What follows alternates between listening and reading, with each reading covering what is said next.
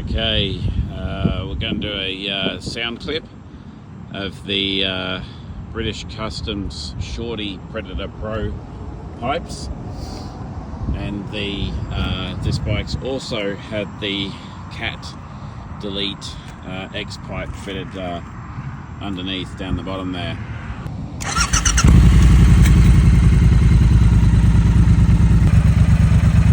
So still pretty mild at idle.